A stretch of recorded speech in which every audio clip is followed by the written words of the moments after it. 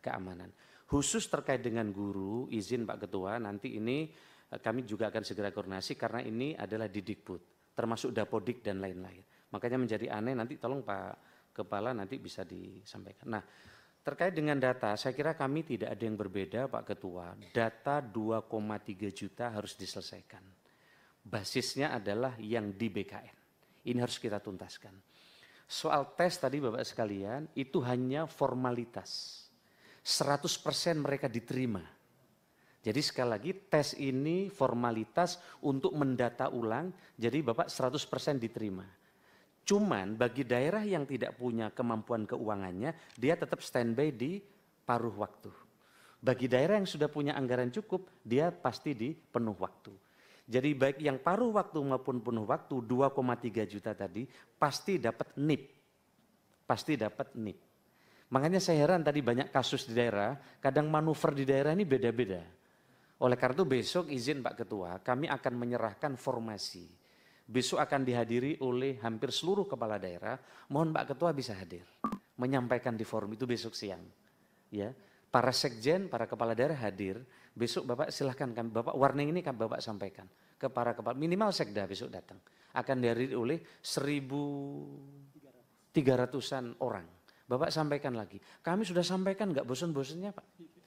Tapi nggak di daerah ini memang lain-lain tadi. Tadi di Sumatera Utara cukup banyak, saya minta Kanrek di Sumatera Utara bisa segera turun Pak. Nanti sudah turun ya, nanti langsung dilaporkan sampai sini. Saya sedih tadi Pak, wah saya kayak mau nangis saya nih. Bukan, saya bayangkan, iya memang betul kejadian, ada orang jual sawahnya karena anaknya tadi untuk bisa jadi honorer, padahal honorer nggak seberapa, itu betul itu. Nah makanya nanti Bapak kita telusuri bareng-bareng, kasus-kasus tadi jika muncul tidak sesuai, harapan saya kita koordinasi dengan Diknas untuk dicabut, saya kira tadi. Nah soal BPKP nanti akan kita tingkatkan lagi, yang PU dan seterusnya. Terima kasih Bapak Ibu sudah menyampaikan kasus per kasus banyak. Tapi izin Pak Ketua, 2,3 juta komitmen kita selesaikan bersama, termasuk NIP. Kalau memang NIP ini perlu segera diberikan, segera kita keluarkan, kira-kira gitu. Supaya menghol pencaloan tadi.